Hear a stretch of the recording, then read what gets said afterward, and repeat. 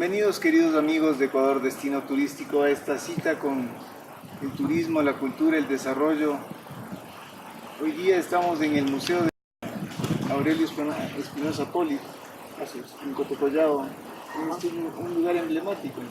Bueno, es el antiguo Colegio Loyola, construido hace poco más de 50 años, que fue un colegio muy importante, secundario de Quito, pero que con los cambios que ha habido pues, en la sociedad ecuatoriana, este colegio cerró sus puertas y más tarde fue adecuado el edificio para recibir a la extraordinaria colección que había iniciado en la década de 1930 el padre Aurelio Espinosa Poli, este extraordinario intelectual quiteño, miembro de la Compañía de Jesús, y que conserva una biblioteca de autores ecuatorianos lo más completa que existe en el país, de las bibliotecas más importantes sin duda de América Latina.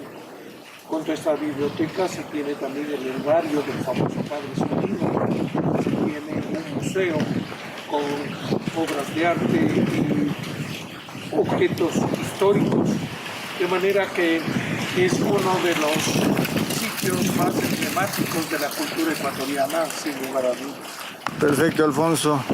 Vamos a hablar de esta magnífica exposición de mapas que se dio en la Presidencia de la República desde el mes de junio, que tuve la oportunidad de asistir gracias a tu invitación y que convocó a cientos de ecuatorianos.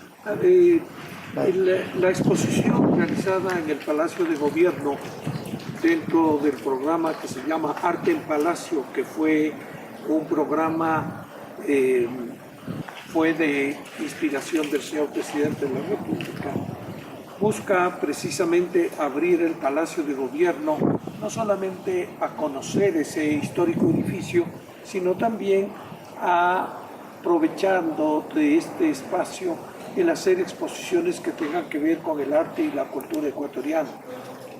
La exposición de cartografía que se realizó con cerca de 100 mapas originales desde el siglo XVI hasta mediados del siglo XX, buscaba precisamente el ver cómo evolucionó la cartografía ecuatoriana a partir de un hito fundamental que fue el mapa que realizó de la Audiencia de Quito Pedro Vicente Maldonado, el gran cartógrafo riobambeño, que gracias a la presencia de la misión geodésica francesa en 1736 pudo perfeccionar sus conocimientos sobre geometría, cartografía, astronomía, geodesia, etcétera, a la sombra de Carlos María de la Condamine. Incluso con él viajó a Europa, hicieron el viaje por el Amazonas y intentó imprimir su plano en Madrid, pero no lo consiguió, y en París le ayudó precisamente su maestro y amigo Carlos María de la Condamine a realizar las planchas para la impresión del grabado o la estampación del grabado, que es una estampa. Mientras que Maldonado viajaba a los Países Bajos y luego a Londres, donde desgraciadamente murió prematuramente, al enterarse la Condamine de la muerte de Maldonado, decidió terminar el trabajo del mapa e imprimir como un homenaje póstumo a Pedro Vicente Maldonado. Cuando el rey de España se enteró de la realización de este mapa, decidió él sufragar los gastos y por lo tanto las planchas le pertenecían al rey, y una vez impreso en París, las planchas fueron a España y se conservaron en Madrid hasta hace 70 años, cuando el gobierno de España regaló, en un gesto de buena voluntad, regaló las planchas al gobierno del Ecuador, y el gobierno del Ecuador recibió agradecido estas planchas y las entregó en custodia al municipio de Riobamba, ciudad en la que había nacido Pedro Vicente Maldonado. De manera que esa fue la pieza mayor de la exposición. Pero junto a estas piezas se exhibieron piezas anteriores de cartografía y piezas posteriores, porque el tener una exacta representación de la patria y del territorio que uno habita y gobierna, para el gobierno es muy importante para todo tipo de actividades, para el comercio, para la industria, para la agricultura, para el transporte, para todo es necesario tener una imagen del territorio donde uno habita. Y el plano de Maldonado es vital en este sentido porque va a crear una conciencia de territorio para los futuros ecuatorianos, que en ese momento nos llamábamos quiteños y muchos además eran leales súbditos del rey de España. Con la independencia, obviamente fue necesario también crear esta cartografía para saber dónde estábamos, quiénes éramos, dónde eran nuestros límites, hasta dónde se ejercía la soberanía. Y de esa manera fue Villavicencio el primer cartógrafo ecuatoriano, quien con conocimientos rudimentarios, pero con sobra de patriotismo, imprimió un plano en Nueva York que sirvió durante varios años.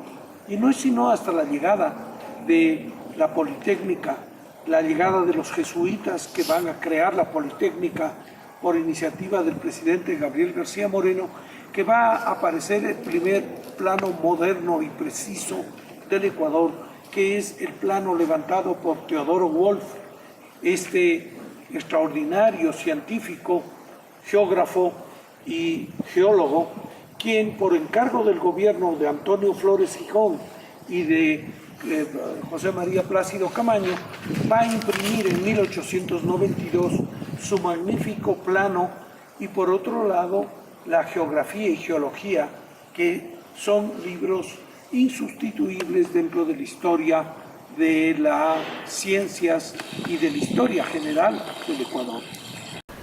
Y luego ya vendrá el padre Teodoro Wolff, quien es el gran geógrafo de la Politécnica y geólogo, y que ya cuando está secularizado y que abandonaron la Iglesia Católica, porque va a tener grandes conflictos con las autoridades de la Compañía de Jesús, porque él es un evolucionista.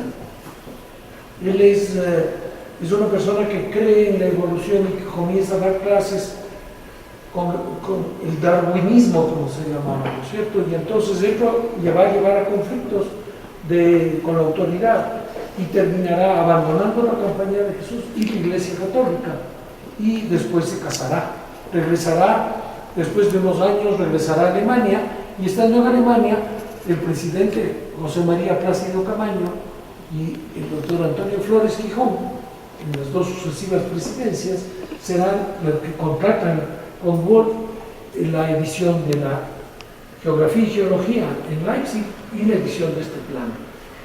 Plano de una enorme precisión, en donde, claro, aprovechará de informaciones de muchas fuentes, pero el Oriente sigue siendo desconocido y va a tener una frase lapidaria aquí, ¿no?, que dice: regiones poco conocidas y habitadas por indios salvajes. Sí, así es. Entonces, esa era la visión que tenía el Ecuador sobre sus territorios orientales, y era obvio que perdamos esos territorios, o sea, a los cuales no les dábamos importancia.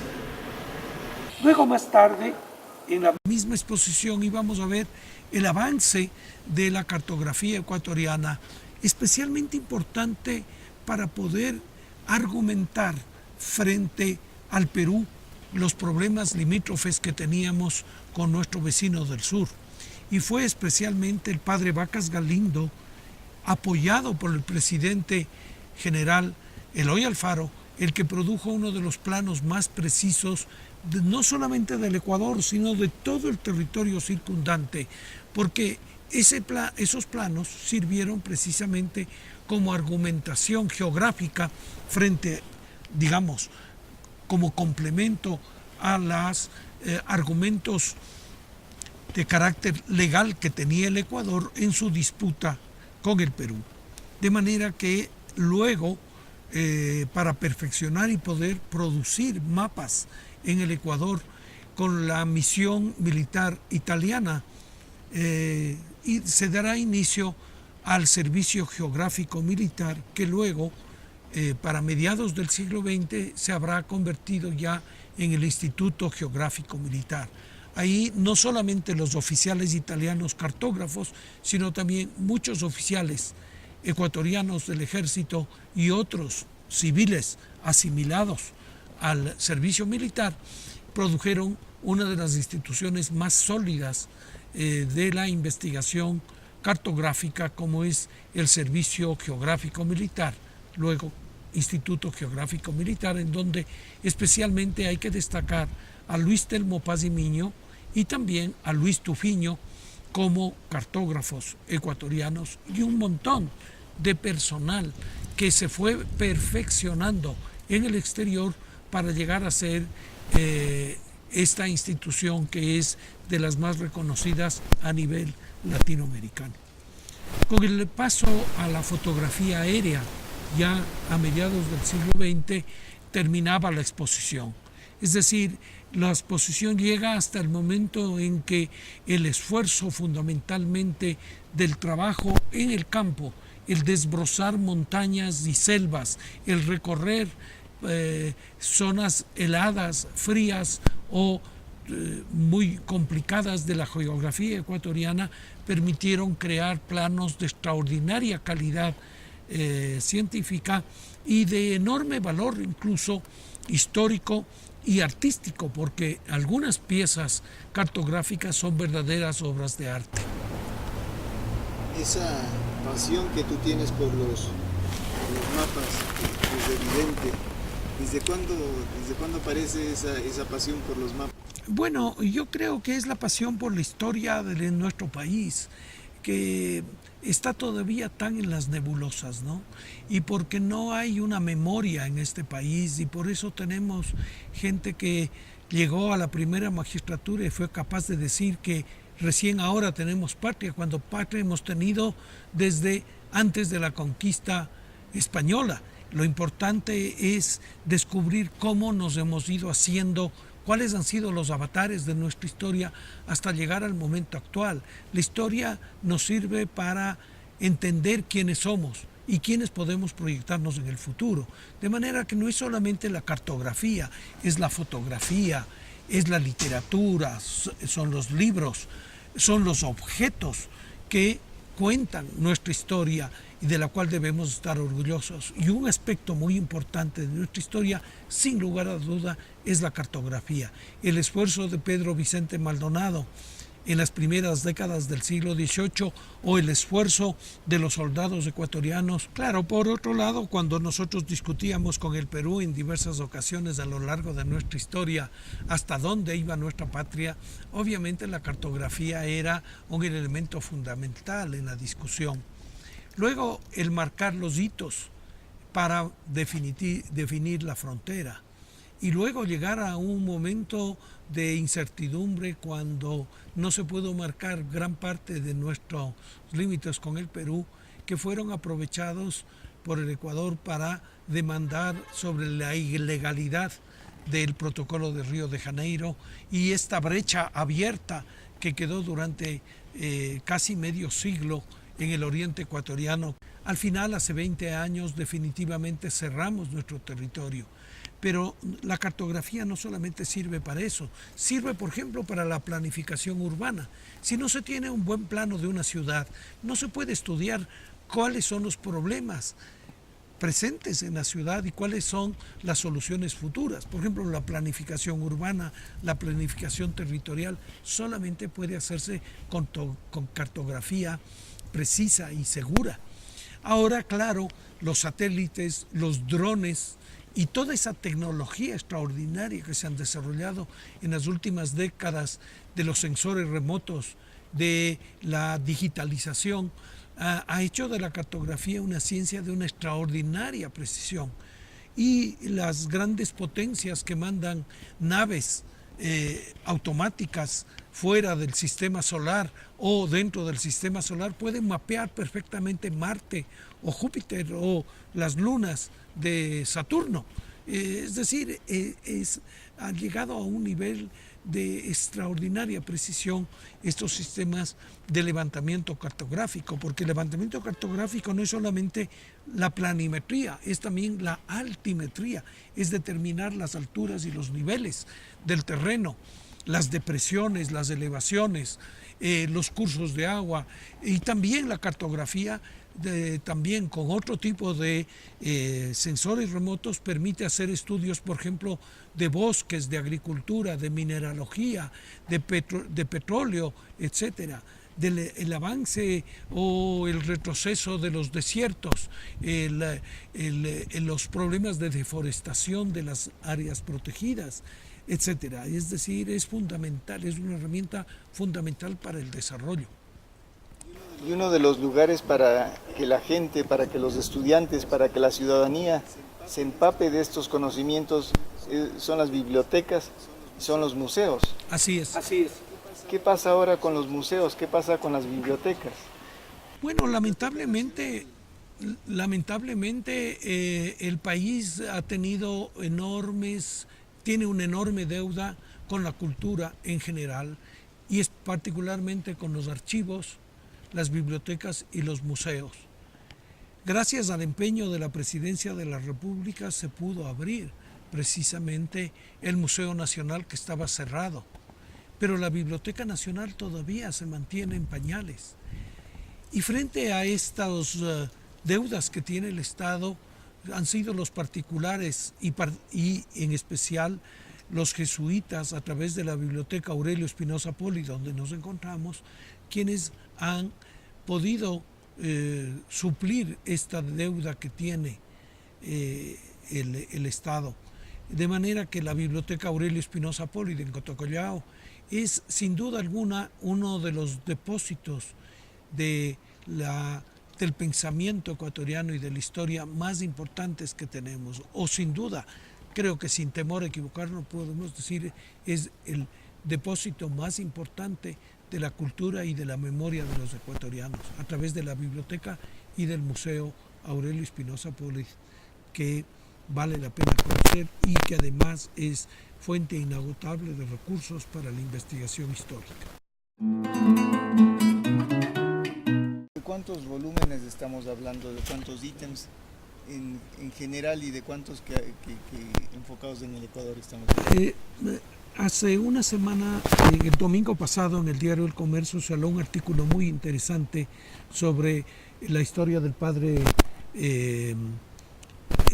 Aurelio Espinosa Poli, cómo se formó, dónde se educó, cómo llegó a su regreso desde el exterior a crear, entre otras cosas, fundador de la Universidad Católica, el padre Aurelio, y cómo creó la biblioteca y ahora museo que lleva su nombre.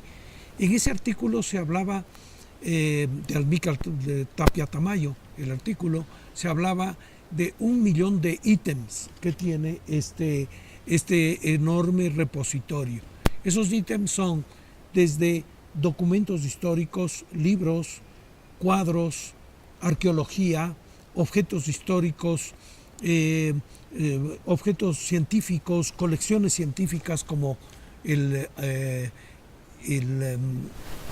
herbario del padre Sodiro, y también, por ejemplo, la extraordinaria colección entomológica del padre Piñas. Tiene una de las mayores colecciones de mariposas del mundo, aquí en este sitio. Así es que, y también todo esto está abierto a la investigación científica y a los visitantes. Hay ciertos objetos que no pueden ser directamente vistos por los visitantes por su fragilidad, pero en casos de investigación histórica todos estos fondos están abiertos a la investigación científica. Para el público en general está abierto el museo y tienen pues una serie de objetos que están a la vista. Está precisamente en remodelación el museo, pero esperamos que pronto se abra para el disfrute de todos los ecuatorianos. Perfecto. Siempre es importante hablar de nuestra memoria, de quienes la preservan. Es fundamental esta conversación con el arquitecto Alfonso Ortiz Crespo, un gran depositario de todo este conocimiento. Vamos a seguir hablando de los 40 años de declaratoria de Quito como Patrimonio Cultural de la Humanidad y de una serie de temas para refrescar un poco el conocimiento, para agitar un poco las mentes y que la gente vuelva a estudiar y vuelva a visitar los museos y exija también que los museos y las bibliotecas estén abiertas. Muchísimas gracias por la invitación y a las órdenes. Alfonso, gracias. Muy bien.